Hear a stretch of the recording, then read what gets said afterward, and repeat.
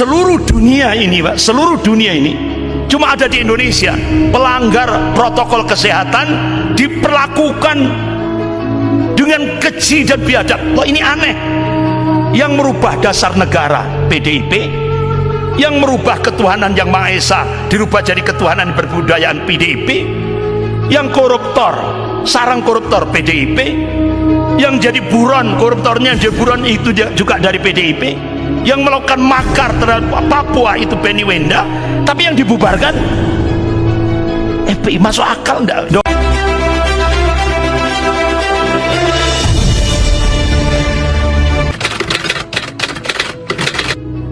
Dan setelah 20 tahun wafat Rasulullah sallallahu alaihi wasallam, tepat pada masa Khalifah Utsman bin Affan radhiyallahu an, sahabat Rasulullah Amr bin As diutus untuk mendakwahkan Islam di Turkistan Timur.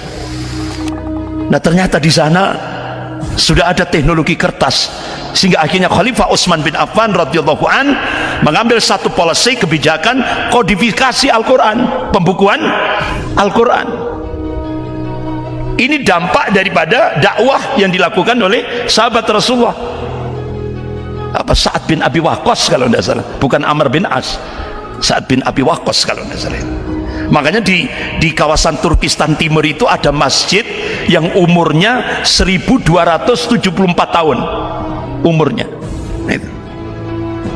Tapi begitu komunis bangkit langsung dicaplok Turkistan Timur, dirubah namanya jadi Xinjiang. Nah, di sana umat Islam namanya umat Islam Uighur. Itu 5 juta suami-suami umat Islam itu dimasukkan di kamp-kamp tahanan. Istrinya disuruh tetap di rumah, anaknya diambil untuk dididik di kamp-kamp tahanan. Dari 5 juta umat Islam di kamp-kamp tahanan di kawasan Xinjiang itu 1 juta yang dibunuh. Dulu videonya sudah saya tayangkan. Dari 1 juta yang dibunuh itu diambil organ tubuhnya, jantungnya, ginjal, paru-paru. Bahkan dulu sudah saya tayangkan videonya, ada yang ditembak belum mati, Pak. Langsung diambil, dibedah tanpa bius, padahal masih hidup, ditembak tapi masih hidup. Jahat sekali. Bahkan Partai Komunis Cina mendapatkan imbalan dari jual beli organ tubuh umat Islam Uighur itu kurang lebih kalau dinilai rupiah itu 14 triliun rupiah. Jahat. Bapak-bapak, ibu yang dirahmati Allah. Kemudian India, Perdana Menteri India memerintahkan untuk melakukan genosida, pemusnahan massal kaum muslimin yang ada di India. Dulu videonya sudah saya. Ini masa-masa penyiksaan kaum muslimin lingkup global. Dalilnya apa? Tadi kan sudah saya sampaikan, surah Al-Imran ayat 140, wa yattakhidha minkum syuhada, dan Allah ingin menghendaki sebagian mukmin mati syahid. Itu yang dikehendaki oleh Allah. Makanya saat-saat penyiksaan kaum muslimin di beberapa belahan dunia ini, jangan memakai kacamata manusia, tapi pakailah kacamata iman. Ini yang dikehendaki oleh Allah, itu kemuliaan dari sisi Allah. Makanya jangan sekali-kali mengatakan orang yang mati syahid itu mati. Jangan. Orang yang mati syahid kata Allah itu tetap hidup, dan Allah sendiri yang memberikan rizki dari sisinya. Itu. Bapak-bapak, ibu-ibu yang dirahmati Allah. Kemudian Palestina, Suriah. Nah, kira-kira penyiksaan kaum muslimin di Indonesia ada enggak? Ada enggak? Ada. Di tengah-tengah mayoritas muslim di Indonesia, ya kan? Ketika kita memasuki era Nasakom jilid 2, memasuki Nasakom jilid 2 ini, berapa umat Islam di Indonesia yang jadi target untuk dibunuh? Di Indonesia juga ada. Ya, makanya Nasakom jilid 2 ini kan, kalau dulu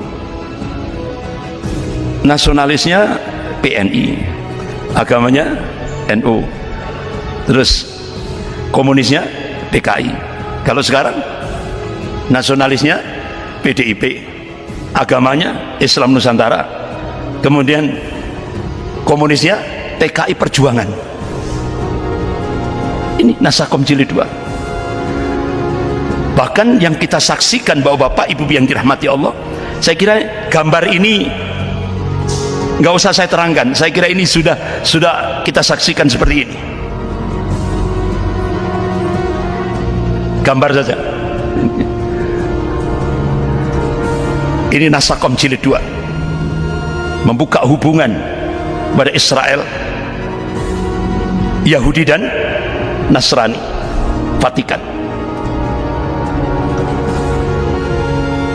Ya, Bapak-bapak, ini gambar-gambar saja. Saya kira Bapak Ibu semuanya paham. Ketika pertama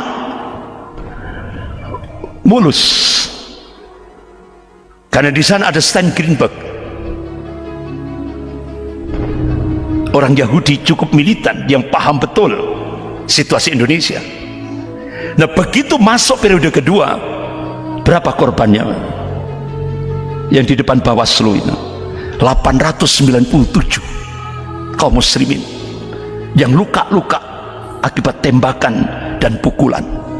897 orang, 300 lebih yang disiksa di penjara, disiksa di dalam penjara. 52 orang hilang sampai hari ini. 10 syahid, 3 diantaranya anak SMP. 3 diantaranya anak SMP, salah satunya namanya Harun Al-Rashid. Itu dibantai 10 brimob, Pak. Anak SMP. Itu videonya kan viral. Disaduk, diinjak, hantam pakai balok kayu, kepala yang dihantam dengan popor senjata. Bahkan jasadnya diketemukan di selokan. Itu seorang relawan mencoba untuk ngangkat jenazahnya itu dipegang kepalanya, batoknya sudah hancur, Pak. Tempurungnya sudah hancur.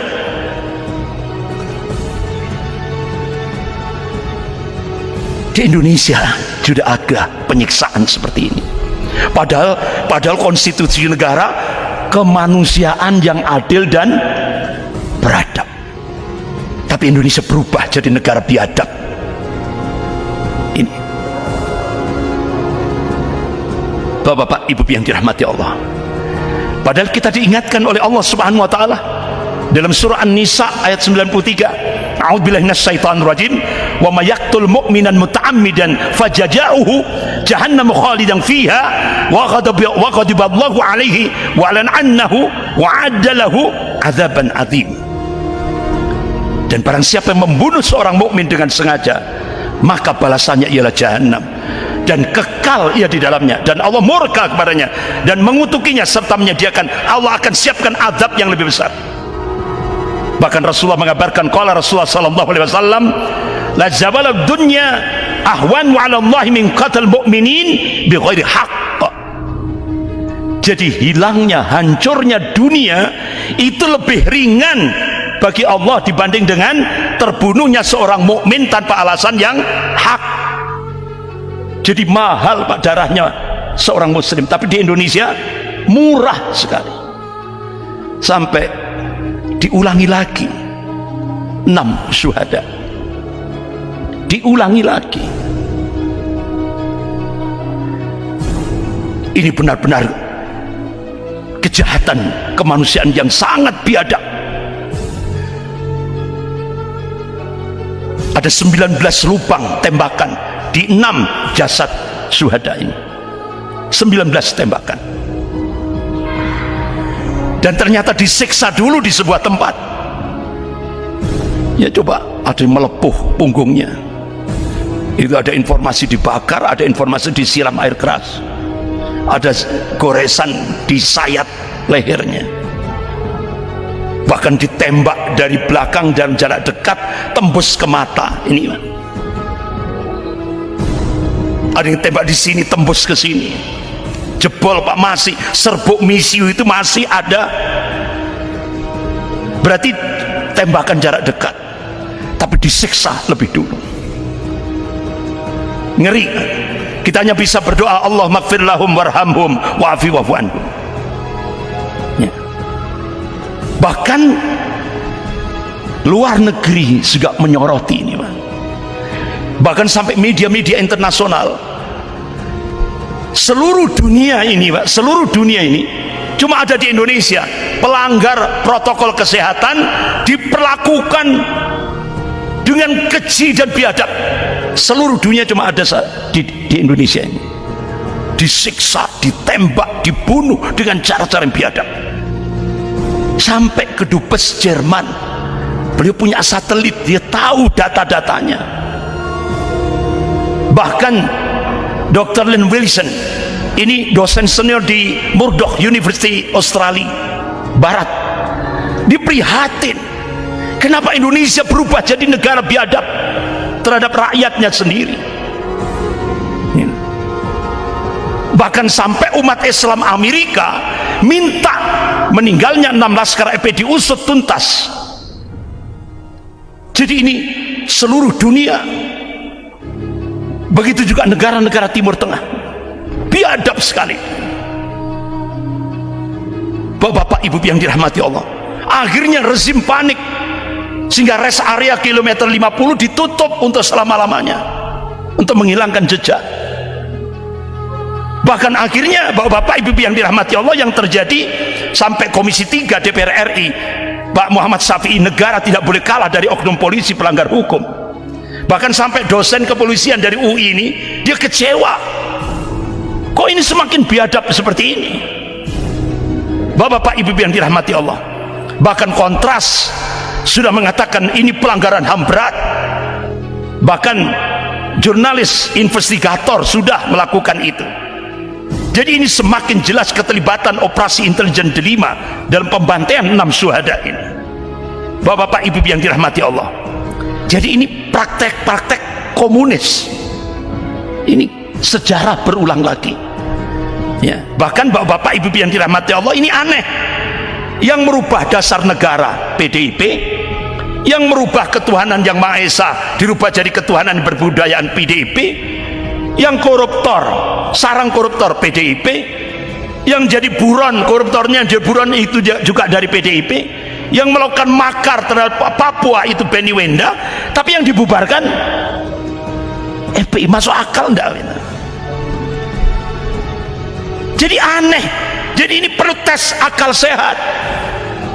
Jadi kalau 6 jenderal pada masa peristiwa G30 1 Oktober itu kan, G30 SPKI, kemudian malamnya 6 jenderal dibunuh oleh PKI yang dibubarkan. Nah sekarang aneh, 6 anggota FPI dibunuh, yang dibubarkan FPI. Masuk akal enggak itu? Ini kita perlu tes akal sehat. Jadi kita ini dipaksa untuk jadi dungu.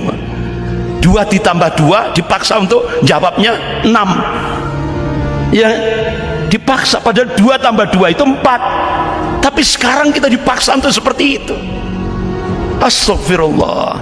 Gusti Allah mboten sare. Rasulullah mengingatkan, qala Rasulullah sallallahu alaihi wasallam, ittaqu dzulman fa inna dzulman dzulumati yaumil qiyamah. Takutlah kalian akan kezaliman, karena kezaliman itu bisa membuat gelap nanti di yaumil qiyamah. Bahkan Rasulullah perintahkan, qala Rasulullah sallallahu alaihi wasallam, unsur akhaka dzaliman aw madluman. Tolonglah saudaramu baik yang berbuat zalim maupun yang dizalimi. Sahabat tanya, ya Rasulullah, bagaimana cara menolong orang yang berbuat zalim?